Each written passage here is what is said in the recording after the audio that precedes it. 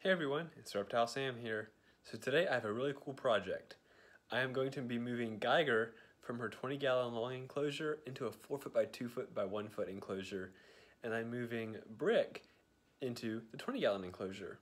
So I'll explain more as we go, but I wanted to show you guys the process of how I'm setting up each enclosure for these snakes. So this is the inside of her 4 foot by 2 foot enclosure.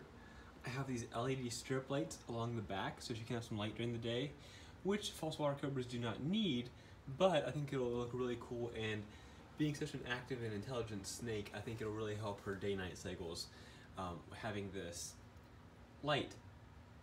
I have the back of the tank blocked out with black construction paper, and I have this blanket on top to cover the top and the sides, because most people do not recommend glass for snakes for larger enclosures. This way she'll be nice and secure, and only the front of the tank will be open. I have a little thermostat in the back, this very large hide box that is this tall with a big opening. This way, when she's a large 6 foot plus adult, she can fit nicely in here. A very large water bowl, and one of her old hide boxes.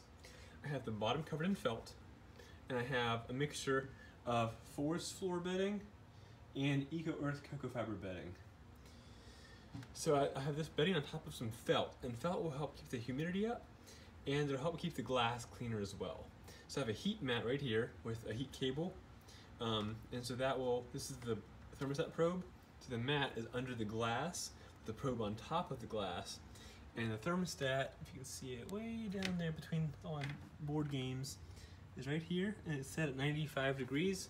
I'll probably actually lower it to about 90 degrees because falsies don't need really high temperatures. But this will be her new enclosure, and this should last her entire adult life. And so I'm gonna put her in, and hopefully she'll like it. So Geiger's in shed, which I didn't realize. I would have waited till she shed if I had known, but I didn't realize she was in shed. So we're gonna go ahead and let her get off my arm and explore this little area. So that's one of her old hide boxes, so she'll be familiar with that one. So snakes will usually do what they're most comfortable and familiar with when they get to a new enclosure. So I have this locking screen lid, which will cover the front. And the biggest thing I need to make sure of is that her humidity stays high enough, because these types of lids for snake enclosures can really lower the humidity. So I want to make sure that her humidity stays nice and high. Looks like she's already going for her water.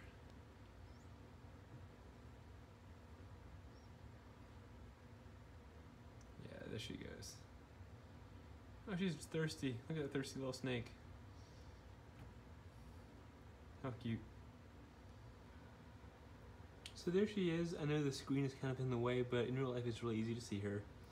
And she's just still hanging out with the water. And I'm going to let her get accustomed to this new enclosure that she has. I really think Geiger's going to enjoy this place. So as you can see, Brick is exploring his new enclosure.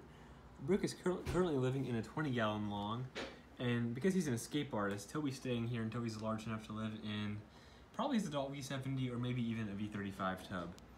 But this is Geiger's old tank, as you can see, and I cleaned some of the parts of it, and I gave Brick his old cork hide, and so this is where Brick will be living for a while. And so, as I said, we have Geiger underneath. There she is, look at that pretty girl, just hanging out. And Brick is now right here. So I hope this video is helpful in showing how to move your snakes from a smaller enclosure to a bigger enclosure, and how to set up that new enclosure. If you have any questions about how to set up your snake's enclosure, or just how to move snakes from a smaller one to a bigger one, feel free to let me know. Remember to like and subscribe, and follow me on Instagram at reptile.sam. So until next time, I'm Reptile Sam, and I'll see you guys later.